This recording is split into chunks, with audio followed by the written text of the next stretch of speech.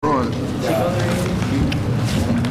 notice requirements of the Open Public Meetings Act for this meeting has been satisfied. A copy of the annual meeting notice was sent to the press, the Down Beach Current, posted on the bulletin board in the municipal building, on the municipal website, and filed in the office of the municipal clerk. Would you please turn off all electronic equipment? We'll stand for the flag salute. Attention, salute. Pledge allegiance to the flag of the United States of America and to the republic for which it stands, one nation, under God, indivisible, with liberty and justice for all.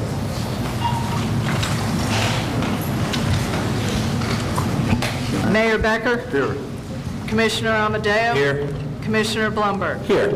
We will at this time ask Tom Scher to come forward. It is our pleasure to have the firemen here to award the Kevin O'Hara scholarships. Tom, keep it under 10 minutes. 10 minutes? Okay. 9.5. Thank you, Mayor and Commissioners. Appreciate you letting us come up here today. This is our 13th annual Kevin O'Hara Scholarship Award, and we also attribute to Michael McCormick Scholarship Award as well. Each year we give out, this year we're giving out 3 $1,000 scholarships to students that are locals of Margate and moving on to college. So right now I'd like to introduce our fine young people here. We have Jocelyn Mary Hornick. She's a graduate from Alien High School. She's the daughter of Chris and Mary Beth Hornick. She had a GPA of 4.76. She finished 41st out of 322 graduates. She's a member of the National Honor Society, gifted and talented, a Symphony Board member at the Juvenile Conference Committee. She will be attending Stockton University in the fall.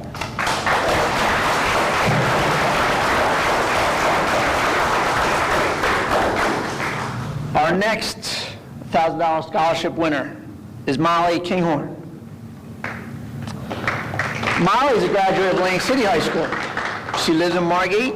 She's the daughter of Mary Ann McElroy Kinghorn and Brian Kinghorn. She has a GPA of 3.8, finished 50th in the class, and is a member of the Government Club Chess and Club Poet Society. She will be attending Ramapo College next year in the fall. Congratulations, Molly. And our third scholarship winner goes to Carly Harbright. Carly is a graduate from Holy Spirit High School. Lives in Margate and the daughter of Lisa and Peter McLaughlin. Carly had a GPA of 3.36 and a rank of 37 out of 121. She was a member of the Spirit Committee and a Spirit Ambassador. She's a member of the Spirit Club and Spirit Outreach and was the homeroom vice president. And Carly will be attending St. Joe's University in the fall. I'd like to congratulate everybody. Thank you very much. And here is your check.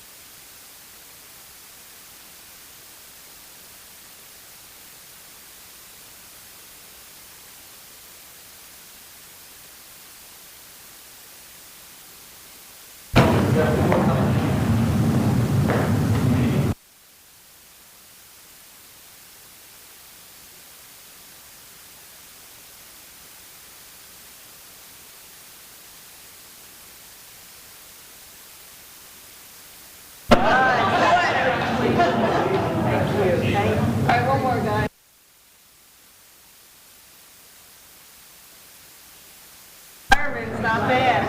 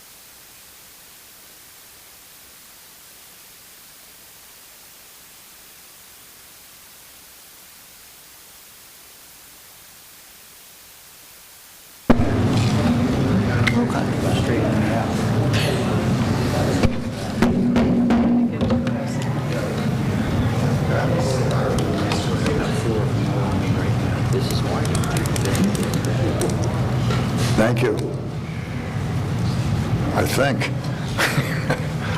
We have before us for approval minutes of our June 18th meetings or July 2nd meetings and our orientation of July 9th. Are there any additions or corrections? I'll make a motion, we approve the minutes. I'll second that. Mayor Becker? Yes, Commissioner Amadeo? Yes. Commissioner Blumberg? Yes. thank you. We will now open for public comment. As usual, you have 3 minutes to discuss any subject you'd like to talk about. Please come forward. State your name and address for the record, please. To the microphone. Yes, ma'am.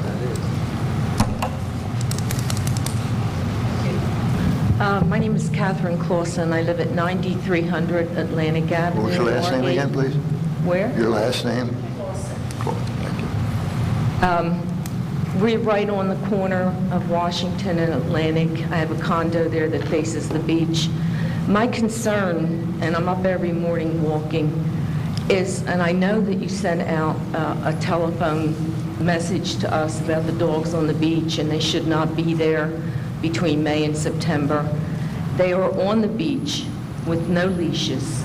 They're running, they're knocking people over. I would call the police, but by the time they get there, the dogs are gone because they're walking down the beach. I would like to know what we as citizens could do. Can I confront people? You know, they mess on the beach, the people don't pick it up. They just keep right on walking. It's a real issue during this summer. In the winter, I don't think it's a problem.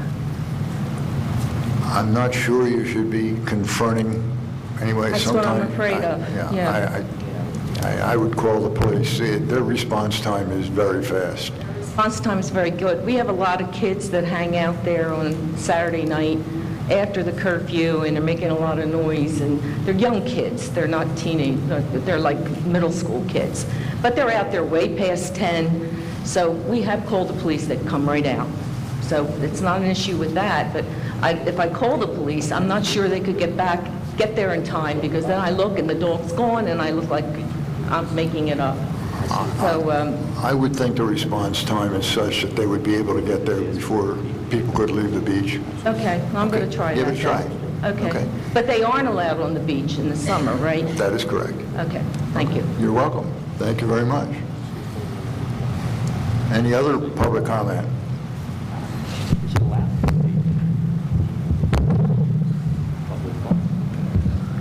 Mr. Mayor, council members, I'm Mike Goldenberg, 7 North Haverford.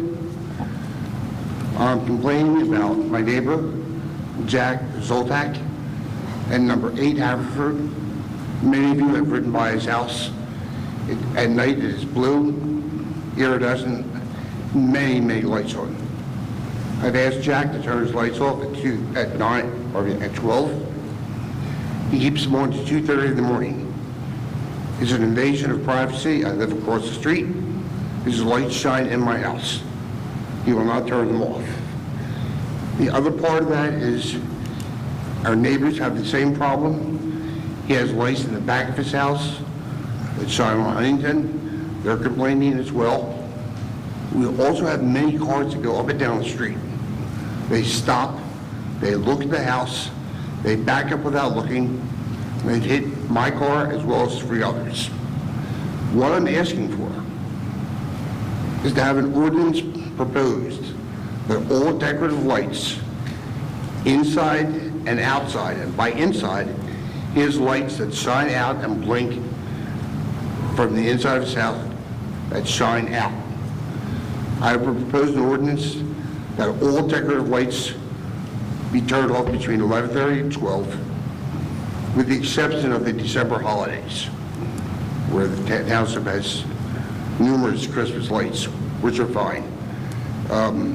These lights also were installed by a handyman. There are at least 30 to 40 lights outside. We have no idea if the electric can handle that. It's never been approved. He did it on his own. It needs to be checked by an electrician. All of us are worried the house will burn down. That will affect our houses as well. There are numerous other problems with their neighborhood, including how the lawn is scattered with what I'll call junk, but decorative items. I'm not here to talk about that. I want to get the lights turned off at a reasonable hour. Peter? What? Our ordinance says 10 o'clock, right? We don't have a light. Scott, do we have a light?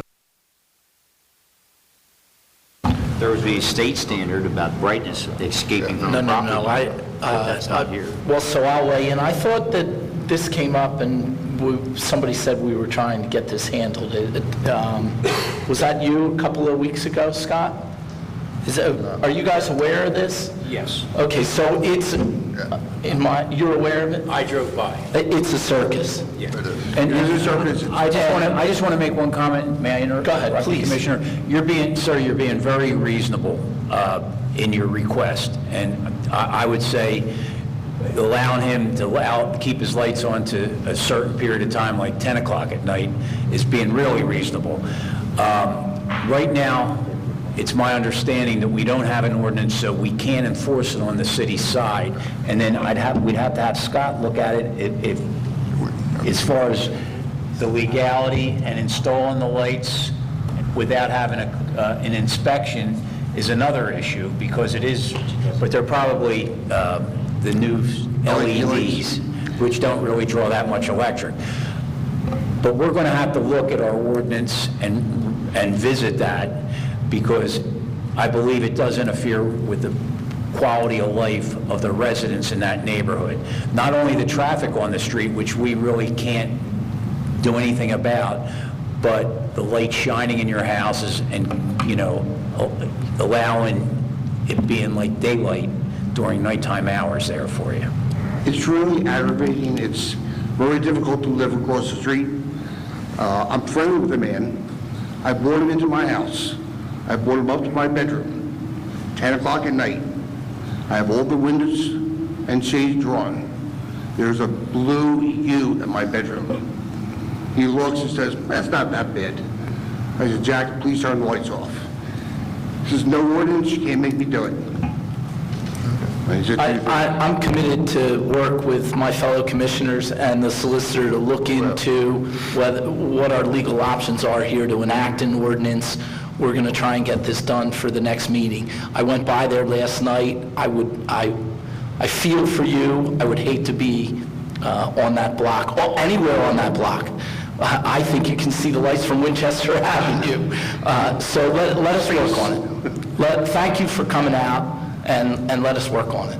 Thank you very much. Mr. Alderberg, Mr. Alderberg and I have had many conversations about this, and you know how I feel on this. I do know. It's an absolute disgrace. John? Question for you. I'm now aware of this. Have you or your neighbors had anyone legal-wise look into this as to what type of standard you would want applied so this nuisance is abated? Have you explored the possibility of some type of action against this individual for the nuisance value of shining a light? There's a nuisance. But I don't doubt it's a nuisance. when there's no ordinance, he really has his rights to his house. So unless there's an ordinance enacted, I'm not an attorney, but I do know the law. Yeah, but did you guys, you can tell me in private, did you explore that avenue? I believe there's a state standard, but this is blue light, so it's not really the white light, so I don't know what the answer More than the blue lights. Well, and if I might interrupt, there's blue lights, there's white lights, there's colored lights, there's a lot of There's lights. most lights, there's circle lights. He installed 2 more last night that reflect off the homes and the walls around them. So if I sit on my deck and these lights are going around and around, it really is annoying.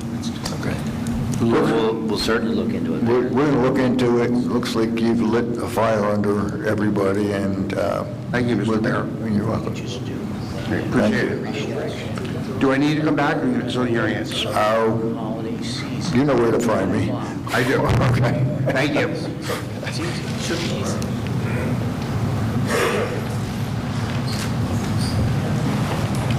I'm Peter Marco. I live at 12 North Haverford Avenue, which is right next door to this property at 8 North Haverford.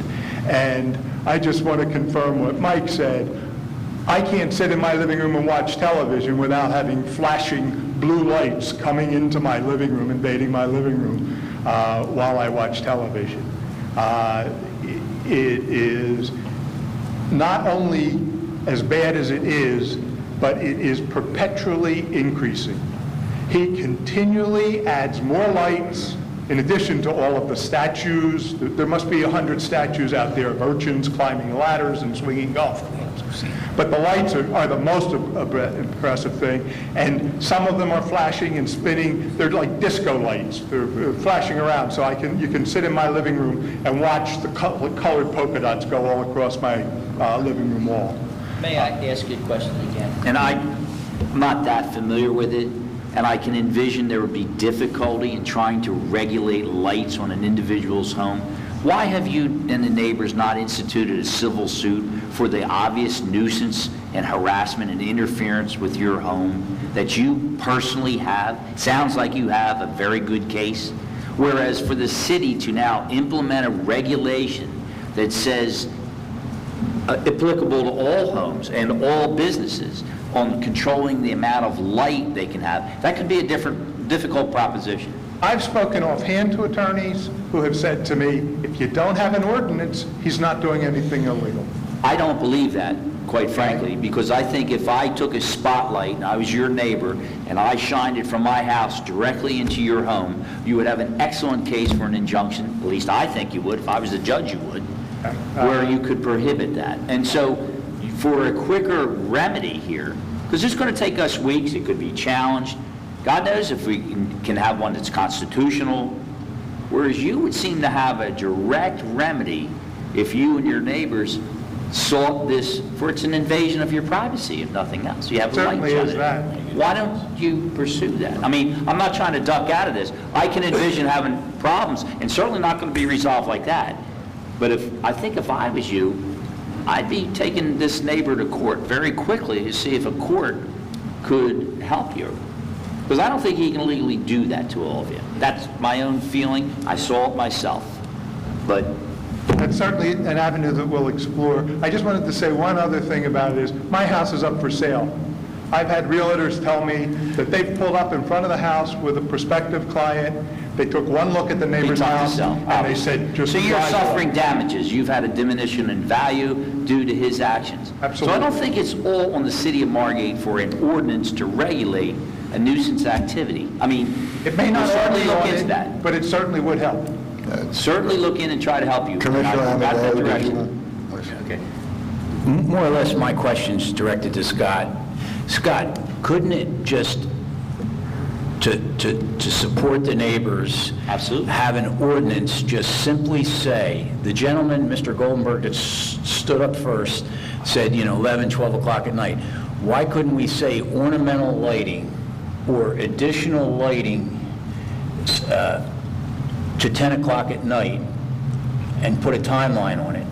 Commissioner, I'll do the Other best. than I on can. holidays, like, this way it doesn't affect the Christmas lighting season. Well, and I'm sure And then put this- it to midnight during that period of And time. I'm sure this individual is going to be aware of this. Now you get into this aspect of ornamental lighting. What does that constitute? Where do we stop it? How do we equally apply it? Are we singling out some person to violate his civil rights? I mean, it gets into a lot of issues here. No, I understand. And it's not as simple as that. Whereas I think your quick remedy, you file an action next week. Because I don't understand how a court would allow him to continue this just for the private nuisance that it's generating to you and your neighbors. Because we're not going to be able to accomplish it that quickly. We have to draft this ordinance, we have to have one that withstands constitutional muster, try to. He can challenge the validity of the ordinance. It's going to take weeks, months maybe. You would seem to have the ability to go rather quickly. We could try that avenue, but I certainly wouldn't want you to wait for us to succeed in that. Maybe we hit him 2 ways. Well, you have a commitment from the commission, okay? Okay, All right. thank you very much. Don't lose you. Get a group of neighbors together to form a lawsuit. It's not a simple task. We're going against a man that has a lot of money. He will drag it and drag it and drag it. I'm sure he will, and he'll do it against the city of Margate, too. I have someone that will represent the city if allowed, pro bono, Well, give us his name. okay? I have that covered. Okay, thank you. Well, after the meeting, why don't you tell me who that is? We'll see if we can come again with, you heard the governing body, they want to help you. First is my We've daughter. all seen it. The person is my daughter. She's a trial lawyer. Okay. She's been written up twice in the Philadelphia magazine. Good enough for me. Would you Heavyweight. would you get that to Solicitor Abbott after the meeting? Is that okay? Sure. Thank you. Any other public comment?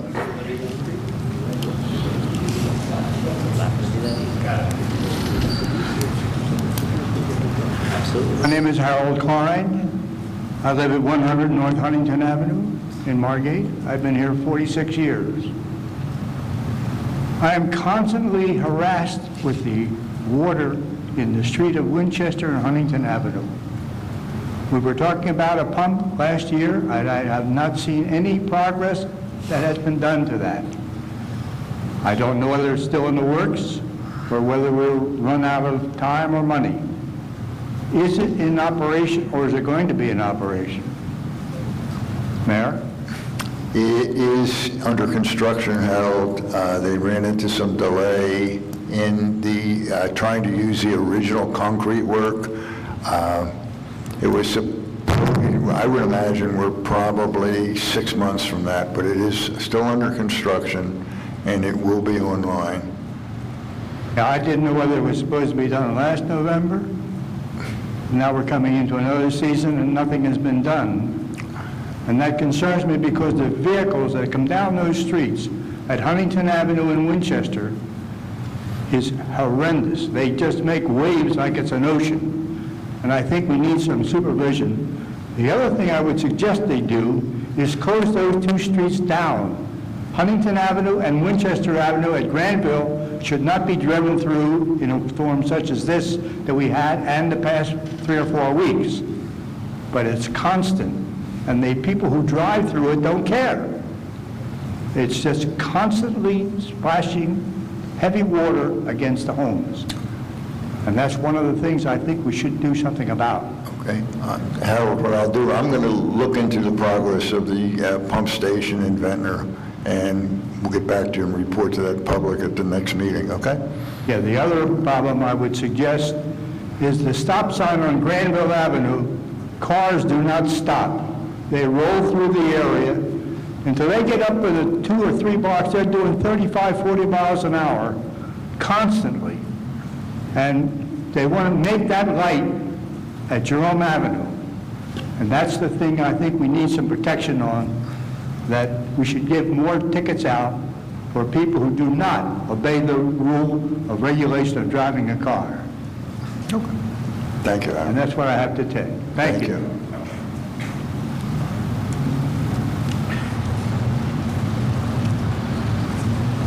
My name is Eric Clausen. I live at 9300 Atlantic Avenue, Unit 201. My apartment lies right on the beach. I look out my front window and I see everything going on the beach. I see the dogs walking every day. I see the kids congregating at 11 o'clock, sometimes 12 o'clock at night. I must say that I don't know what the police have been doing this year, but the situation seems to have improved. I think I've only made 1 or 2 calls this year to the police regarding the kids. The numbers seem to be declining, so I assume that they're doing a fantastic job, and I thank them. The dog problem still exists. They're big dogs. People just let them run and they're playing without a leash. I notice that sometimes I walk up to the people and I see they don't have bags, so they're not cleaning up after their animals. Part of the problem, a couple of years ago, I talked to somebody at the police station when you got a new sign, and the sign was so small, I think it looked like an 8 by 11 piece of paper. Couldn't see it, couldn't read it.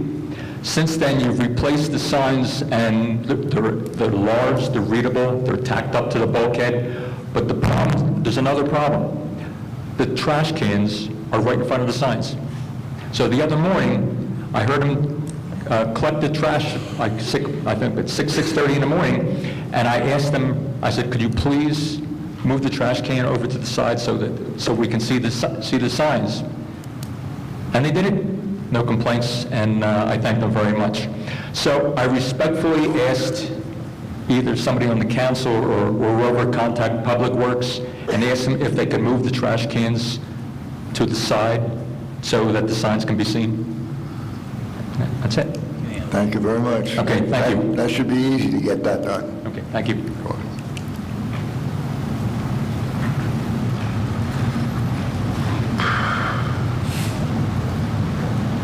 Evening. I'm Virginia Gormley, a year-round resident of Margate, 115 South Nassau. I was born and raised in Margate, and graduated from what was then Granville Avenue School, so I know what this town has been when it only went to Amherst Avenue, and then there was the Little League field, and that was it. And I'm hopeful for what it can be. As a member of Sustainable Margate, Margate's Green Team, I, along with the others, and many residents not on the Green Team, have as our goal improving the quality of life in Margate by preserving and improving the environment, and in our own way, minimizing the city's carbon footprint. I'm sure you all share that sentiment. The Green Team tries to make an impact as best we can on factors that are impinging on a healthy and clean community. We are working in conjunction with many local businesses to reduce the use of plastic bags, which often wind up on the beach, then the ocean, where they are ingested by sea life. We are concerned with overdevelopment and the resulting reduction in permeability, which reduces open space and contributes to the flooding problem. If you remember the song, Joni Mitchell, they paved paradise to put up a parking lot. That's kind of what's happening. We'd like landscapers and homeowners to avoid toxic fertilizers, stones, and pavers, and use natural plantings whenever possible, the kind that were here before the island was inhabited, such as holly, bayberry, and black pine. My particular concern is that our beaches stay clean and free of debris 12 months a year. The Green Team is very appreciative of the additional 6 or 7 trash cans that have been left at street ends so that beach walkers can use them as they exit some beaches off-season. The problem is with debris that cannot be picked up by machines. Plastic bottles, beer cans, construction debris, etc. often wind up under the stairway and near the bulkheads. These items can only be picked up by hand, which many residents, including me and all my grandchildren, do. But this is way too big a task and may be unhealthy for simply concerned citizens. Hopefully, the Commission can come up with a plan for this kind of beach debris. Suggestions may be occasional foot sweeps by Public Works, seasonal beach workers, juveniles on probation. It is a big problem and endangers sea life and our most precious natural resource. We understand that Margate is working on a new master plan for 2015. Our committee would be happy to give input to this process so that we can all be proud of our clean and green community. Thank you very much. Very nice. Thank you, Mrs. Gorman.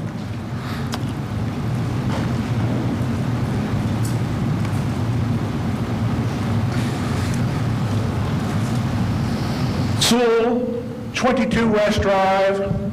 I'll buy into that carbon footprint mantra when they all set their air conditioners at 78 degrees Fahrenheit. Great day that'll be. Mayor, you're having a bad influence on Moishi. He forgets. He has amnesia. He's supposed to be protecting our tax dollars. But what about that $13 million a year that we're spending on the school system? We're spending over $28,000 when our neighbors next door are only spending $8,800. And you know something? We had some lovely ladies here, and they really had some nice class standings, and I'm very proud of them. But you know, Of the top 10 who graduated from Atlantic City High School, 4 of them happened to be from Ventnor, including the #1 academic scholar. So for $8,800, they're getting a superior education.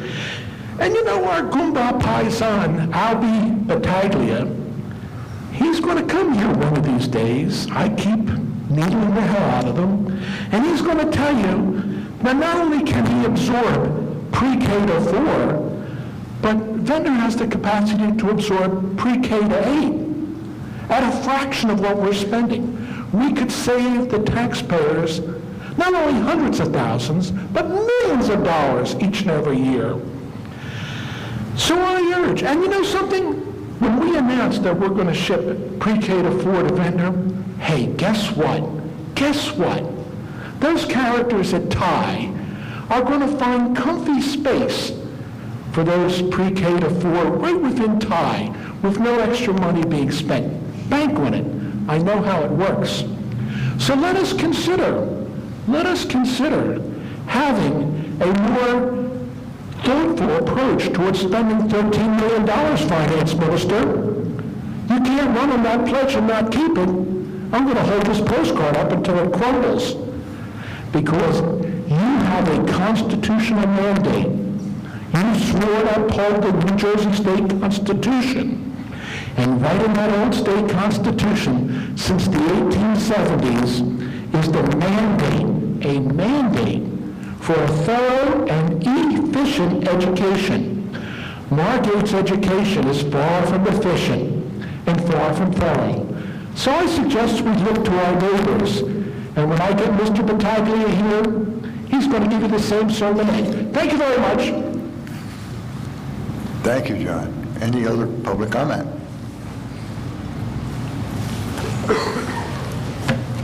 Robert Miller, 429 North Pembroke Avenue.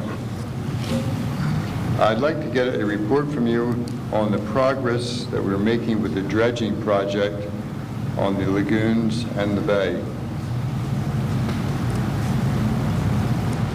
Mayor, may I? Sure. We had a report, our last meeting during our workshop, from our city engineer, Ed Wahlberg, with a pretty in-depth report as to where we're at this point. We're basically reorganizing, and we're going to start having meetings, I would say, within the next month and a half. He's doing some preliminary work along with our grant writer, Mr. Jim Ratula, looking at what possibilities and what roads we can explore. We all recognize the fact that we have issues in our back bays, and it's a part of our livelihood here to have navigable waters, and both the federal government, naturally with the waterways, are certainly responsible for a good part of it. I recently, with our city solicitor, took a trip down to Avalon and spent several hours in Hatch McDonald's engineering firm's office with Mayor Martin Palugi, who I would quote our solicitor as probably one of the forerunners in dredging. They've had programs down in Avalon for over, 20 years, Scott? 20 years. 20 years, dredging their waterways, helping their homeowners, and working it out in a not only expeditious way, but a financially feasible way, because as we all know, dredging's an issue.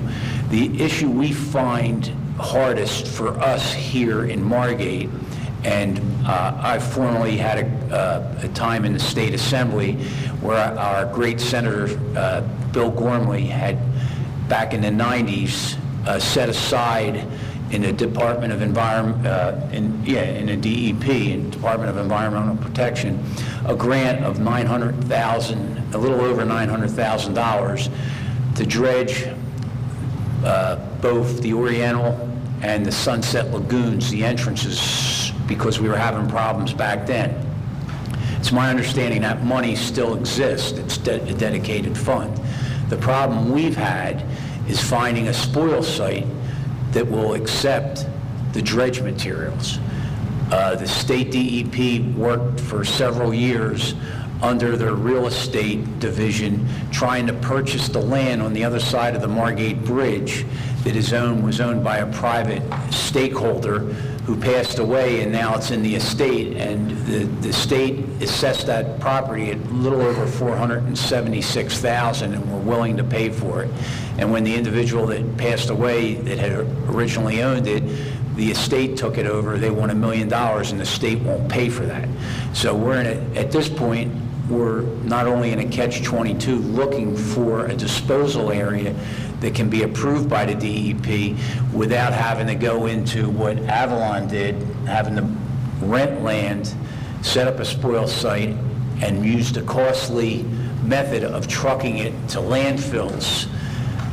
So we're looking at all our options, and it's going to be a very arduous task, but I know our solicitor and myself and this commission are committed because we believe that it affects all the homeowners in the city of Margate, that we need to have navigable water in our back bays, not only for our fishing, our tourism industry, but also for the value of all our homes.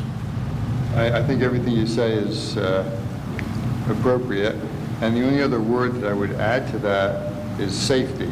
Yes. Because when you have these shallow waters and you have people that are unfamiliar with that, and they're coming in with either their jet skis or their kind of go-fast little things, or boats, and they hit them, people get hurt.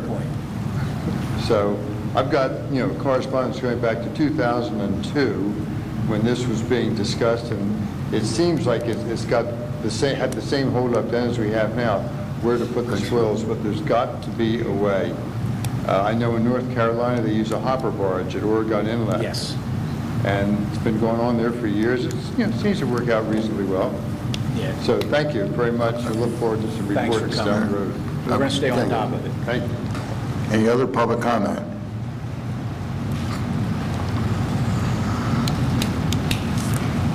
Hi, my name is Kathy Heitzman. I live at 15 South Washington Avenue. I've been a resident here in Margate for 10 years.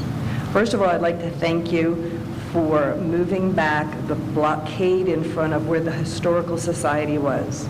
You had torn down the Historical Society the Monday before 4th of July and blocked that entire sidewalk for people. I live on that side of the street, and you take your life into your hands when you walk in front of the Wawa because people are always backing out. So I noticed today on my way over that you had moved that fence, so there is now sidewalk accessibility, and I thank you for doing that. The other I have two concerns on our street. It's a very busy street, and I love the street, but every day I see at least one person going down the wrong way, and I will go out and flag them to stop. Yesterday, there had to be 10 people because of the water, and they just wave and go, "It's okay, it's okay." I'm sure Mr. Abbott has seen this as well. I'm concerned somebody's going to get hurt. There's a sign at the Wawa that says you cannot make a right turn. I don't know if it needs to be bigger or what. Second of all, on Mondays and Tuesdays, when they pick up our trash and our recycling, the trash trucks sit on Washington Avenue for the entire lunch hour, many times blocking my driveway and others. And I do the work in my yard, and I'm kind of embarrassed to be out there at that time because all these men, they go to Wawa and get their lunches, and I have no problem with that, but they spend the entire lunch hour parked on our street. And I wondered if there could be another place they could park or what, because it's terrible. That's a good point. And we've never seen this before. This is the first year I've really noticed them just hanging there. That is Chief. true. That's true. Scott, he's two doors Reasons from me. unknown, and you're my neighbor. Right. I never saw that before. It's a construction at City Hall. And the chief has the answer. What's that? It's because of the construction at City Hall. I couldn't hear you. It's actually, trucks are probably parking there because of this construction that's going on at the old City Hall. But I will instruct my men to get those cars moving and the trucks moving as much as they can. Okay. Because they, as I said, they spend the entire hour lots of times blocking our driveways, and they're kind of stuck at that time. Thank you. Yes. How's your driveway? Sorry? How is your driveway? Okay. I only had to call twice this year so far. Things are going okay. And believe me, I hate to call them, but if I can't get out of my driveway, I need That's to. what we're here for. Yeah. No, Thank you. I meant, can you get at your driveway? Because last year at this time, that was also a problem. Right, with the construction. Well, this year, 3 times the trashmen have blocked my driveway. Yeah, well. And I've had to physically pull And- up. Sometimes they're not even in the truck. Can I ask for your cooperation? As you know, we're constructing City Hall. There will be some changes in parking and all that. We were there this morning with the chief and everybody. We're trying to keep everybody safe. Okay, so if you have any construction criticism, please let us know. Well, that's why I was so happy when I saw that fence go back. Because people had to walk in the street to go to the beach last week. That was brought to our attention yesterday. Okay. Thank you. Thank you very much. No, he's here, he's waiting to talk. Anyone else?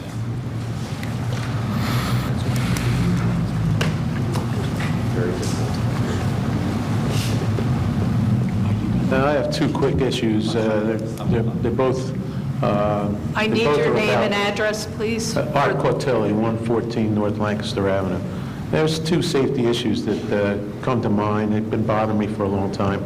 I leave and enter Margate by the Margate Bridge many times, and I go up and down Jerome Avenue, and there are people that, run across Jerome Avenue from one side to the other side back again. They park on one side and they have to go across for treatment. Some of these people can't even really run really well. They're getting physical therapy or whatever, and they have to walk slowly, and it causes quite a hazard. So I'm wondering, why don't they just cross at the crosswalk? And I looked at, and there's no crosswalk from when you pay toll. There's no crosswalk until you get down to Fulton. It's at least 4 blocks or more that there's no way to cross Jerome Avenue. And I think maybe a crosswalk could be put in, say, maybe halfway, like Marshall Avenue or something. I mean, but there's absolutely no way to get across. So if you park on the other side of Jerome and you have to get on the east side of Jerome, you have to walk down 3 blocks to get to the crosswalk at Fulton. There's something wrong with that. I think there just should be a crosswalk.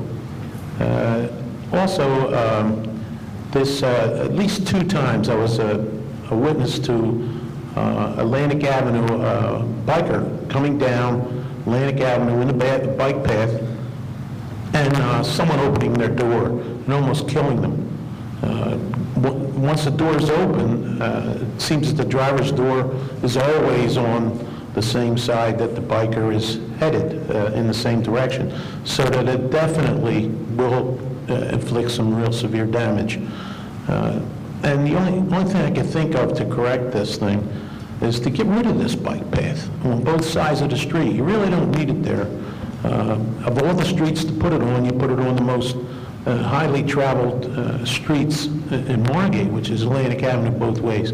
One quick way of fixing this would be to use that plastic stuff that, say, on Kenyon Avenue that you walk down on the beach and you walk down this plastic walkway.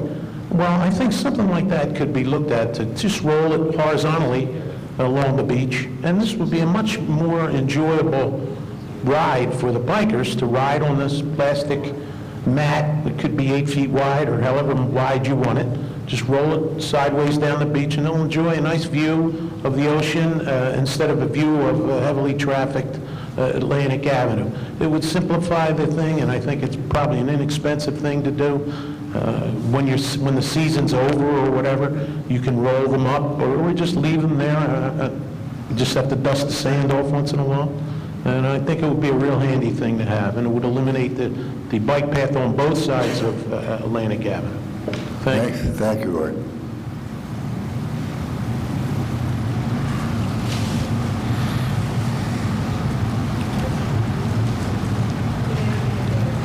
Commissioner Amadeo, Commissioner Blumberg, Solicitor Abbott, Would you state your name and address for the record? Jackie Shulman. I was getting there. I thought I'd say hello first. Sorry. That's all right. No problem.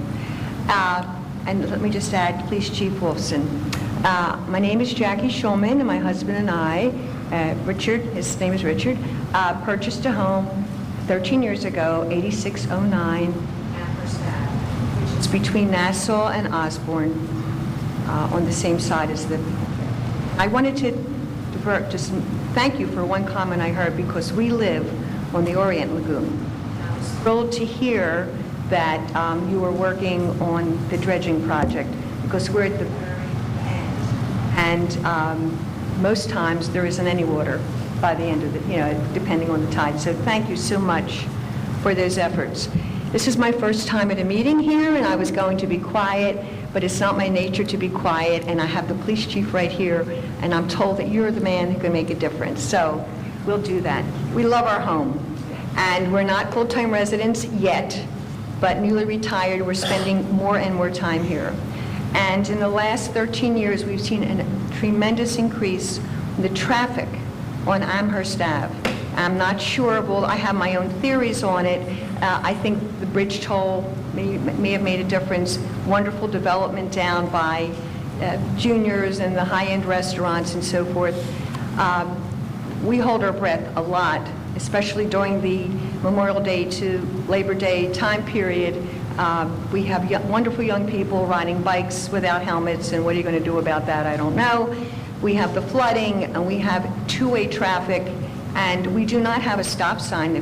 My cousin lives in Longport. He said, I always make the right turn on Amherst at Jerome because I can zoom right down. There's nothing to stop you till you get to Washington Ave. And no one pays attention to the 25-mile-an-hour zone. So what do I want you to do? I know you've had a long afternoon. I'm going to respectfully request a proposal to review the traffic flow on Amherst and to determine the best actions to take to address what I see is, I want to prevent a real tragedy. We've seen, my husband has pictures, we've seen accidents, but it hasn't been a terrible tragedy.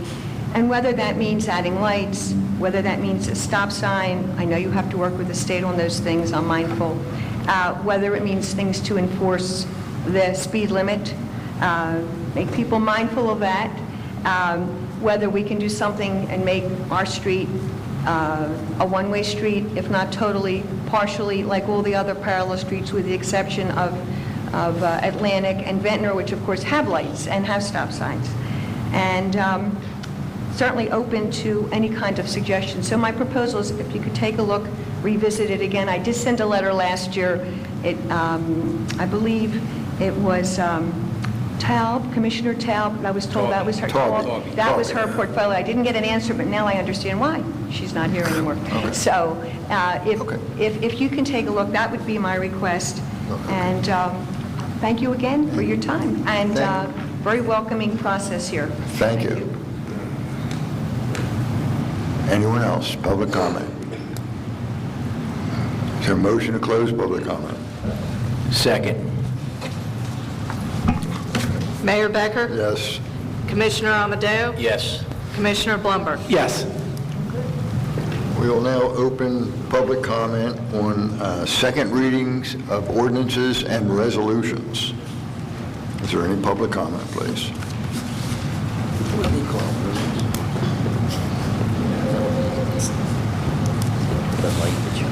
Sewell, 22 West Drive. Mayor, don't try to multitask at this stage of the game.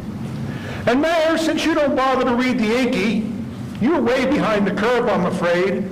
Perhaps we can ask our former assemblyman about those nasty Democrats.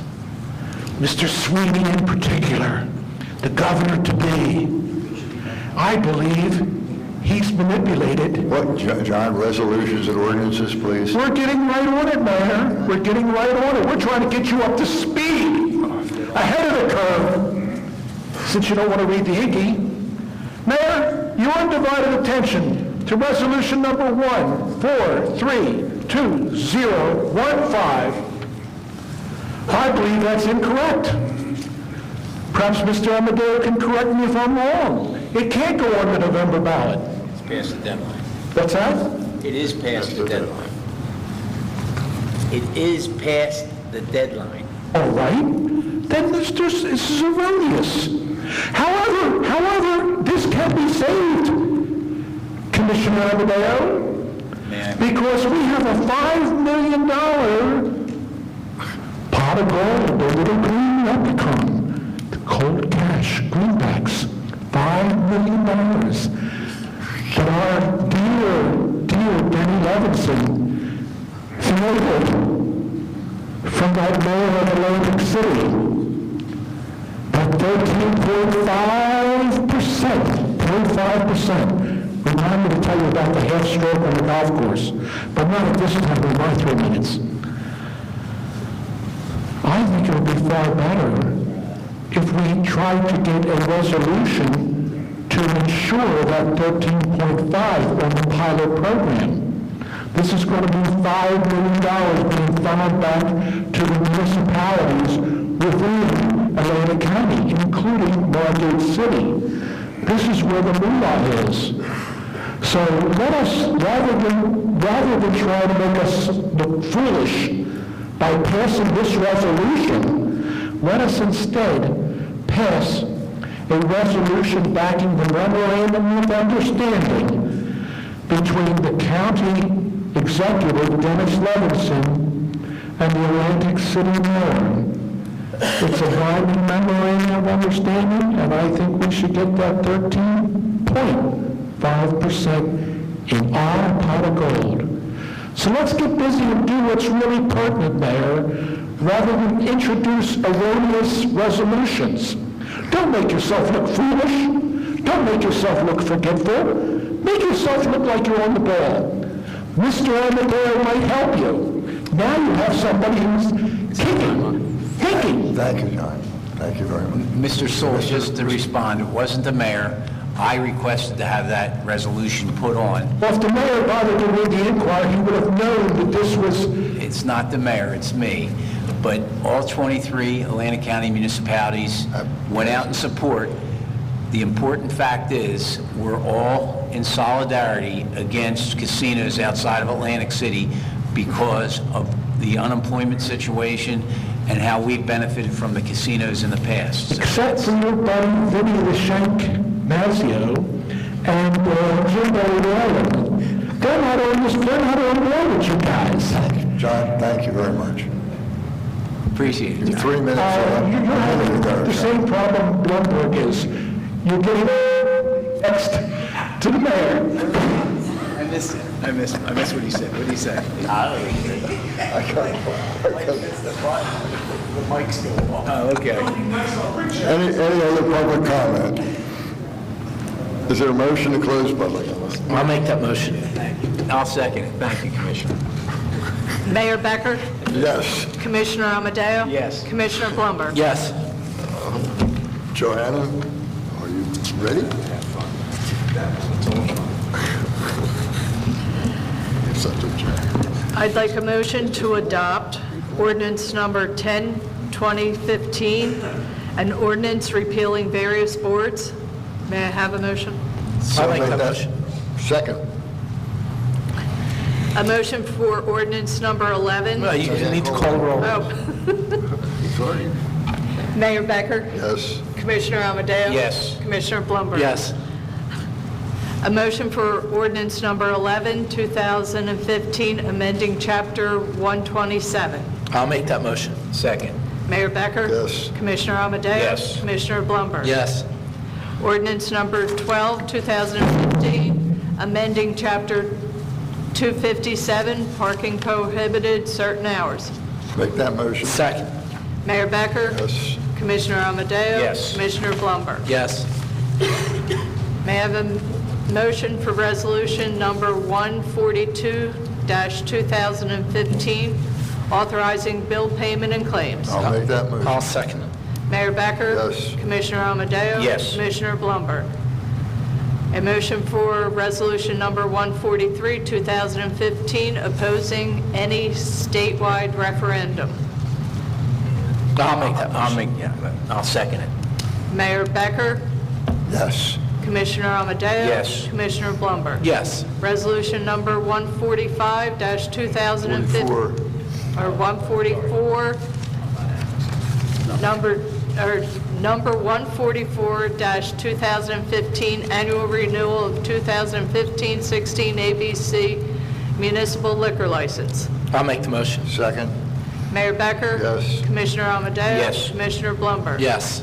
Number 145-2015, ACIA, amending previous cooperation agreement for community block grant for fiscal year 2016 through 18. I'll make that motion. Second.